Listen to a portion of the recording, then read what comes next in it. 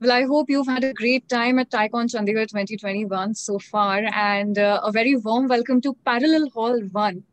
Whether it's a child or a startup, there are always teething troubles and growing pains in the initial stages of life.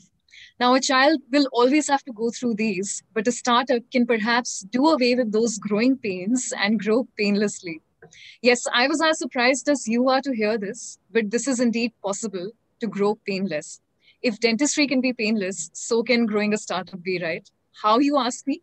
Well, our next speaker is all about theater, Reiki, and all things tech and retail.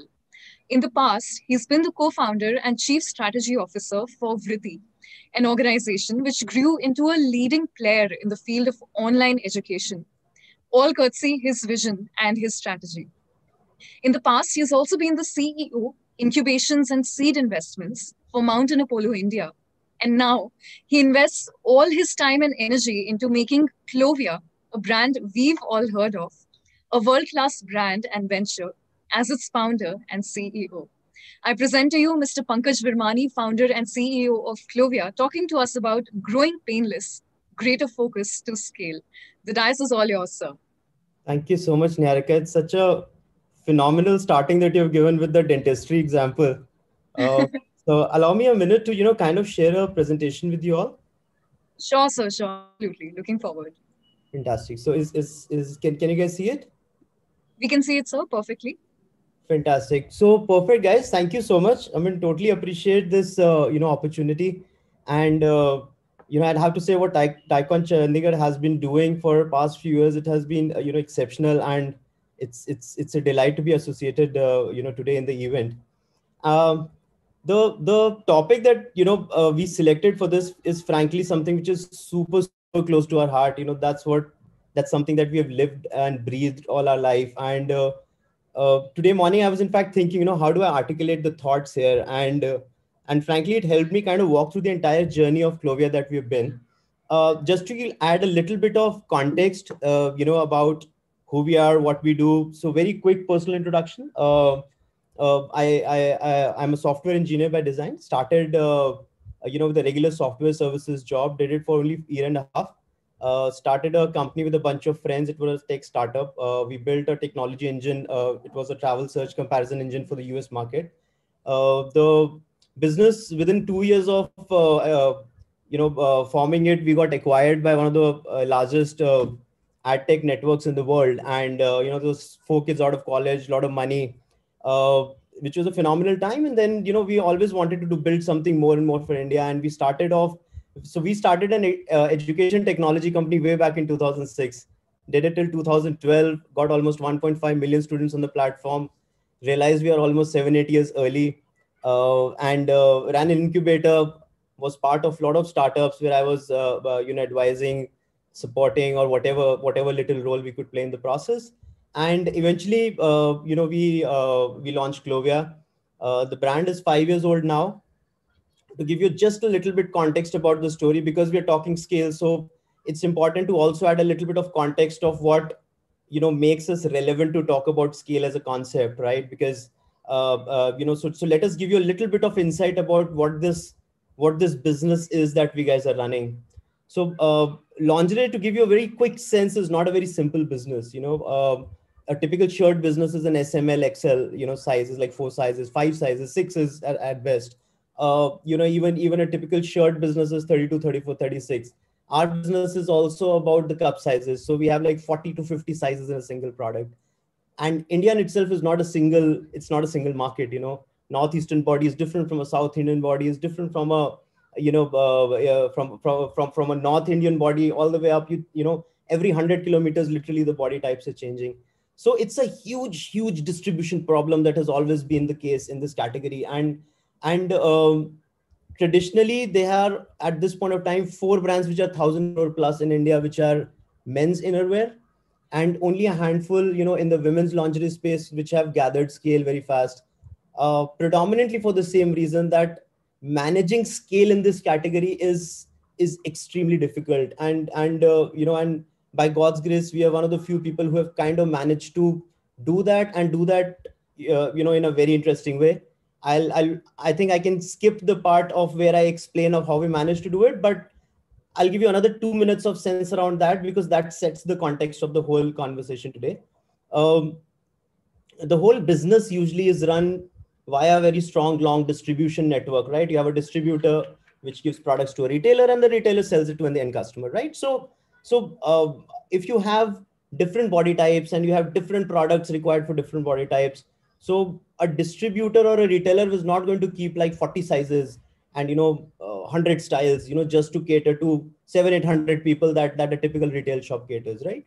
So if you are a size A person or a size B person, when you go to a retail store, the retailer will say, "Madam, I'll tell you what size you have, and I'll give you the size that you deserve, and that will fit you." So it's always the retailer who was driving the whole game.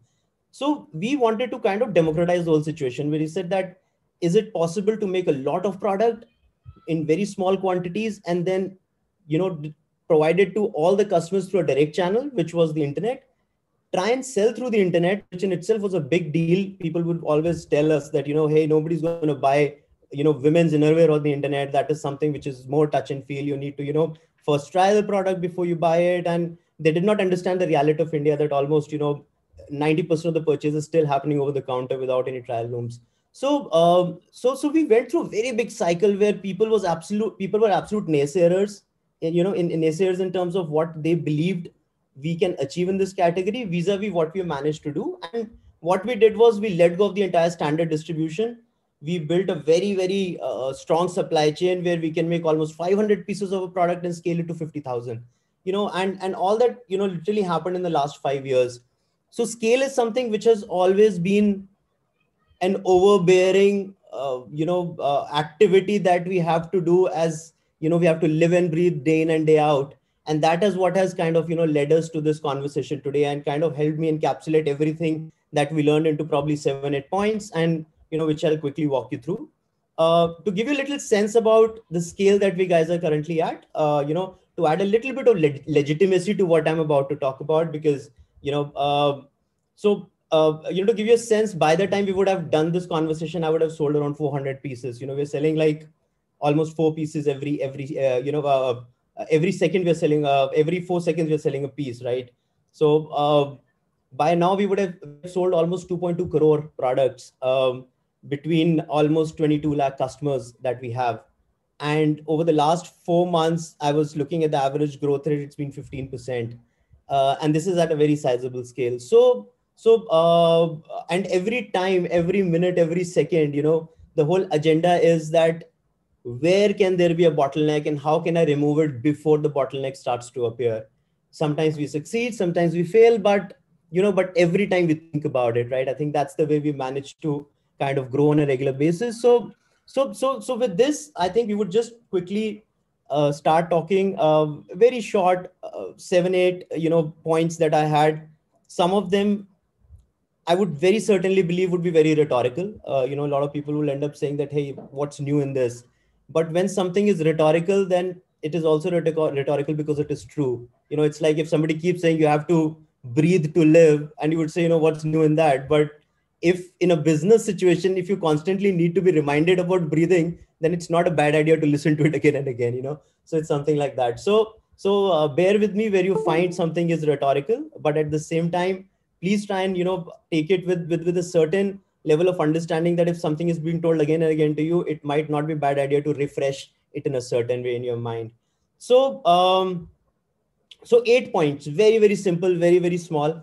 I was kind of walking through the entire journey that we have in the last few years, and a lot of times we failed, and we failed miserably, in terms of scaling, in terms of figuring out the aspects which we thought would be fairly simple. I think one of the biggest learnings that I've had through the years is that you got to get the team right, and you have to start delegating. As a founder, as a 3-time founder, I think, today, if I talk to people, I think the biggest challenge that a founder has is letting go. Everything you feel that you are the most apt person to do it, because you're the most driven, you're working very hard, and you're always believing that you can do something very fast. So you're always there, in terms of feeling that you're the best guy to do a certain job.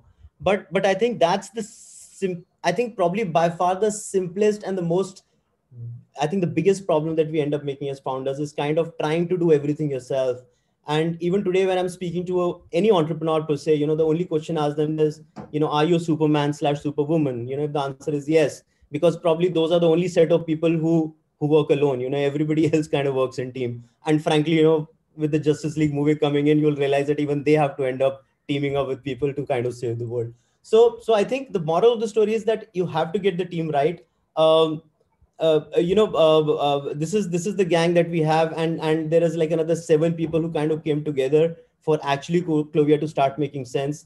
If it was me handling just technology, which was my core, or strategy or channel management operations, I would still have managed to do only a certain part. But without Suman, we would not have design. Without Neha, we would not have sales. We would not have customer delight. We would not have the brand. So so over a period of time, I've come to realize that it's very, very critical to have the right set of people in place.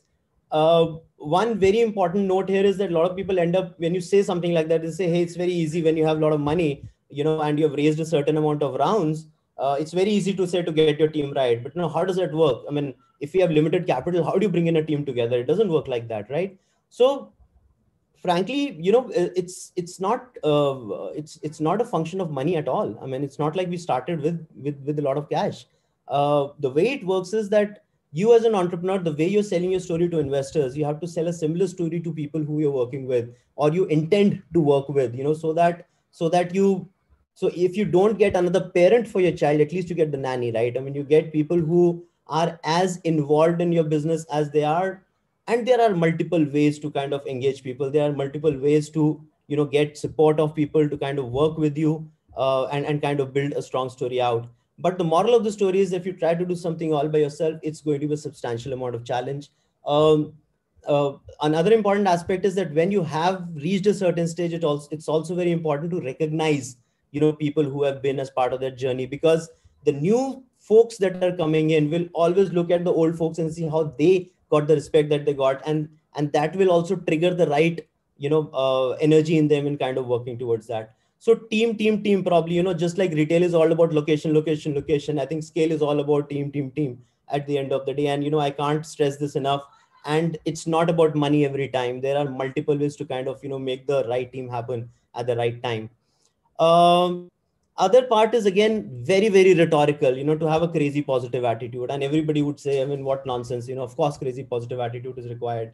But it's very, very, very much easier said than done. Sometimes you believe that you have the right positive attitude and you are working very hard towards it. But I, simple way to gauge things is that there's so many offices, many entrepreneurs I went and visited, and I do that a lot. I go and try and visit as many people as possible. You would enter an office and you would know whether the energy is positive, negative, dismissive. So I think one interesting thumb rule that you can kind of figure out for yourself is, when you walk into your own office tomorrow, tomorrow Sunday, day after, kind of see what is the energy level that you see of people. And it's not about middle of the day. When they walk into the office, their energy will tell you where they lie. And in terms of their attitude towards the company. I'll tell you, there's a rule set that we built in our organization. Over a period of time, there was so much of pressure of work, excitement, stress, everything was kicking in. And we kind of built out these 3 nano rules, where we said that, because there was a lot of conversations that started happening about, hey, this is not happening, hey, this cannot happen. So we said that these are the 3 rules that we'll all abide by. One is that, we are not going to discuss a problem without an intent to solve. If you're discussing a problem without an intent to solve, or without a potential solution, then we are just cribbing effectively, right? Then you're not solving a problem. Then it's just family talk. We can do that, but then we should know that that's what we are doing, right? Second was, we will avoid generic statements. We will avoid observations where we'll say that, hey, nothing is happening, internet doesn't work at all. It's not like that. You tell internet didn't work for 1 hour yesterday, between 12 to 1, or for 30 minutes today between 1 to 2, 1 and 1:30. That's when something gets objective, and that's when you can solve it. Otherwise, the moment you get into generic statements, it's again just chit chat. It's just blabber, which kind of brings more negative conversation than the positive conversation.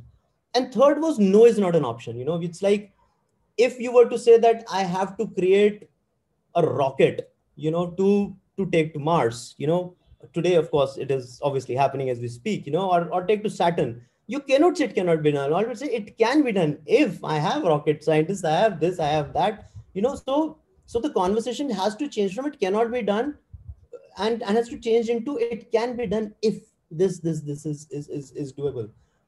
The moment we started to do that, there was a huge change in the overall conversation, whole huge change in the mood, because people started seeing problems as problems and not as, and not, so problem as solvable problems and not as chronic problems. You know what I'm saying? So it becomes a very, it's a very, very subtle change, but all of a sudden you realize the entire energy changes.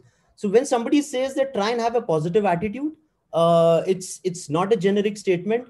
There is a lot of hard work, there's a lot of sweat and blood that goes into building that. But if you're able to achieve that, that is where the real kicker starts to happen, and that's where you will start seeing growth coming from places, seamlessly without even you realizing, because you will see people from different departments contributing to, problems of other departments, because all of a sudden the pool of energy becomes much bigger, right? So I think the team and that energy of the team to build scale is extremely critical, and I can't again stress that enough. And it is not a rhetorical statement, it's something which literally changes the entire game. Third and very important thing is that you got to play to your strengths. You have to decide to pick your battles very early on the game, that so what happens, the challenge that happens here is that, the fundamental thumb rule in terms of, playing to the strengths is that, for example, if you're not a strong marketer, the moment you start to scale without any support, external expertise that you have into play, and you start building the entire game around marketing, very soon you will start seeing things starting to crumble, right? So you should scale things only you have the right expertise and the strength built out to do that. I mean, I have seen cases where the first 100 crores you will see, for example, if you are not operationally strong, for the first 50 crores, you'll realize that you would have done a phenomenal job and you feel very good about it.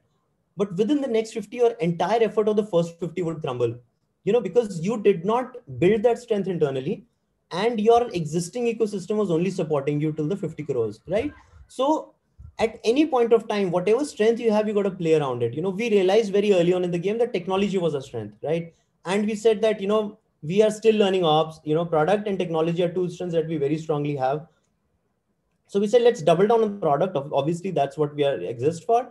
And everything that we were doing, we tried to solve through technology. We tried to figure out what is it that we can do. We did not have much money. So if there was a problem to solve, if there was something which requires three people, we said, can this be done by one person's half day, and everything else we can figure out a way to automate. When we started thinking like that, the scaling became so much simpler, and all of a sudden, and we were playing in an area where we were in control. We always knew, we had the ability in place, to kind of work it out. So playing to strengths is again something which is very subtle, but you have to kind of figure out. And once you've caught what your strength lies in, you should only scale there. And if you're scaling into something which is not part of your strength, you should build that expertise in house by getting the right people into place. Do not try to, do not try to scale into something where you do not, which is not part of your strength, because that is again something which will lead to a lot of pain for you. Eventually it will happen. And, this is something that we've learned along the way. It's a very complex business that we run, and I'll just talk about it in a minute. But the more it happens, the more you realize, that it's very, very critical. Fourth is something which is very similar to, what I just said. I think you should have a very, very strong network of mentor pool. Today I can vouch for it, and I've worked very hard on it. I used to be, personally, I did not like talking to people for no reason, and I did not like, I had a bunch of friends, lots of friends, but it wasn't something that I wanted to do, all the time, meeting new people, learning new things. It wasn't something for me. But I realized over a period of time that your mentor pool is what will define you over a period of time. Today we are at a point where you can throw any problem at me, I will have one number in my phone book which will have a solution to that problem. And it's a very big claim to make, but I'm making that claim with that comfort that my mentor pool is so strong. And the way we managed to do it is that, we've talked to people, we've opened ourselves up, we've been out there, spoken about a story to so many hundreds and hundreds of people, And over a period of time, we found people who kind of resonated with the story and kind of got associated with us in some way or the other. And that pool is basically what is driving us, our entire growth and scale. Because every time I'm about to hit a certain scale milestone, I would go to the person who is a mentor expert in a specific field, which I know is going to be the challenge for that, and kind of take a very quick view from him, a 30,000 feet view from him, where I would say that, so you've seen this in the past happen with multiple companies. What will be the top three things that I'll fail in? And more often than not, they would have informed me about that problem way earlier than it would have happened with me eventually, and I would have taken corrective measures much beforehand that problem would have arrived, right? So to give you a certain sense here, we started as an online player, selling on marketplaces and our own store. Then we started selling on large format stores. We opened our own exclusive outlets, which is a very different ballgame altogether. We were started with lingerie. Today, loungewear, we are selling almost like 2 million pieces a year, so it's a crazy number. We've recently launched skincare as a category, and I have experts which are industry leaders in skincare with us today. So when I talk of skincare as a company which we started with innerwear and transitioned into a lot more things, including lounge, active, and now skincare, intimate care, and other things like those. So it becomes a much bigger complex problem. But every time you would have somebody who is driving you and supporting you in finding the best people, in finding the best dermatologists to kind of assist you in the certain process. So the power of mentor and the power of network is again something that you should be very cognizant about. uh, Again, melodramatic, I understand, but this again is very important for you to understand that you have to think big and you have to think ahead. And I will elaborate on this so that it doesn't appear to be a statement which is just a generic statement. There is more depth to it. Uh, I think one very important thing is that you have to train your team to think big, right? The word I missed here is big. To think big in everything that they do. So today when my team was launching skincare, and they were very happy, they sold like 10,000 pieces in a month. They were super happy, and I said, if tomorrow I say that this number will change to 1 million in 3 months, can you manage that scale? And they immediately went back to drawing board. They said, no, we cannot. It will take another probably year and a half to do that. I said, you have 3 months. Now you work yourself backwards. And if you are building a supply chain which will take a year to get to a million number, then definitely you're doing something which is much slower. So you have to constantly train your team to think big and think scale. So the moment they start doing that, they look at the supply chain process, and all of a sudden they'll start saying, oh, this is a bottleneck, this is a bottleneck, this is a bottleneck. And then they start coming to you with pointed questions, again, not rhetorical crazy things which they just come and complain about, but targeted questions where they say, hey, I will not have enough bottles, for example, to kind of scale for the next 1 million. And immediately you would say, okay, so let's deploy one person within our team just 30 minutes a day to find the right bottle vendor who can solve that problem for us. So all of a sudden it becomes a very structured ecosystem. Second is, you have to keep time to upskill yourself, your team in some way or the other.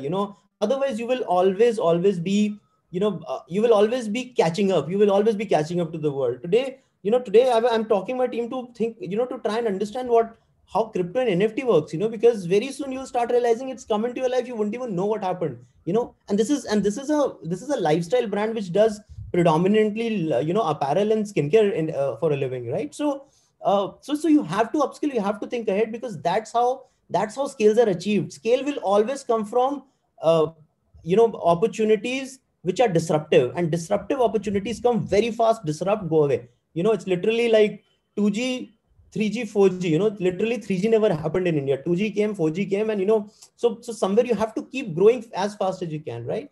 And third is, again, this is more when you have the resources. Always have one pool of a growth team in place, and this could be not a team, this could be just two people. Again, if you have the resources, if you don't have the resources, just ignore this point. But if you do, there always has to be a set of people. One of the founding team members is now called growth head. Her job is just to find more growth opportunities. So that's one aspect that will always keep ensuring that you're looking ahead and working forward, right? again, now last 3 points. I have just 5 minutes left, and these are the easiest and the simplest things for you to remember, and the easier ones. Please do not burn out. This is a long term play. This is a big game. If you are into, it will not happen in a year. If you're out there just to make a short story, make a quick buck and run out, then you can burn out and do whatever you want. But you have to figure out a way to kind of always be happy about what you do. And while I was writing this in the morning, in fact posted it on LinkedIn as well. It's an entrepreneur's guilt at all points of time. You're literally like a mother, right? You will always be guilty that you haven't done enough. You'll never be happy with yourself. But you should not underestimate the power of taking it easy, not underestimate the power of spending some time with the family. Just to give you a very quick anecdote, I left theater for almost 7-8 years, and then one fine day, my co-founder, who also happens to be my life partner, she just said that, hey, it's time that you kind of go back. You do a little bit of theater rather than doing theater at home. You might as well do it, and where it's supposed to be done. And I'm telling you, the creative juices just came back. I used to have such a phenomenal time. I would work till 9 in the office, like in the night, 10 to 1 a.m. Literally, I was doing my theater practices. I did like 14 shows, packed halls. It was phenomenal. And all of a sudden, life changed for me. I mean, when I would come back in office in the morning, I was thinking much faster. My creativity was back. So somewhere, there's a power to hobby, and the hobby could be just reading. Hobby could be listening to music. It could be, playing a musical instrument. But please do not burn out, and that's something which is very, very critical for the long run, because that will again help you scale if you have a sane mind in place, right? Always have a plan B in place. 99.9% the things that you planned will not work out 100% the day where you planned them, right? So if you have a vendor A who is going to get you a majority of your product, please build a backup vendor B. If you have a warehouse A, please start looking for a warehouse B. So always have and this doesn't cost anything. It just costs you more foresight. It costs you more effort at your end, and it costs a lot more of planning, but it doesn't cost you money. So that's again something which is very, very critical. Always have a plan B, because when plan A fails, the entire world is panicking around you. All you have to do is just pick up the phone and say, hey, we're on, because you already had something figured out. And this is a tried and tested model. It has worked phenomenally well for me over the years. Whenever you see that there is one specific ecosystem that you're completely dependent on, it's a red flag. That should be a thumb rule in life. Last again, theatrical as it is, you got to keep digging till you find a gold. I understand that. What I mean here is that you should always be very strongly aware of when to stop and pivot. There are times when you're trying to scale something and it's not scaling. In 2012, we realized that e-learning, which so we had 1.5 million students on my e-learning platform in 2012. E-learning wasn't even a thing. EdTech wasn't even a thing that point of time. But we realized it's still gonna take 7 more years, and we did a good exit for everyone involved. We were clearly aware of where things are heading. So even if we scale, we realize that the ecosystem is still not ready, to kind of take that plunge. So do not confuse optimism and ego. Always have a very clear understanding between the two, so that when all of the scale action that you're taking doesn't work out, you should have absolute clarity that whether it is something that you're not doing right, or maybe you're trying to do the right thing at the wrong time. So that is also one thing that you should kind of take with you. So short and sweet, that's pretty much it. The 8 pointers that I had in mind kind of brought it out for you. I'm available at pankaj@clovia.com. If there's ever anything that we can chat about, anything that we can help anybody out here, then please let us know. I'm always available. So yeah, that's pretty much it. From my side. Over to you guys. Hi, sir. Am I audible? Yes, yes, yes, you are. Sir, thank you so much for this wonderful session. It was very, very enriching experience. Sir, we hope to host you again and learn more from you. For now, we bring this session to a close. And thank you so much, sir, for giving this session. Thank you so much. Thank you for having me here. Sir, with your permission, may I end the meeting? Yes, please.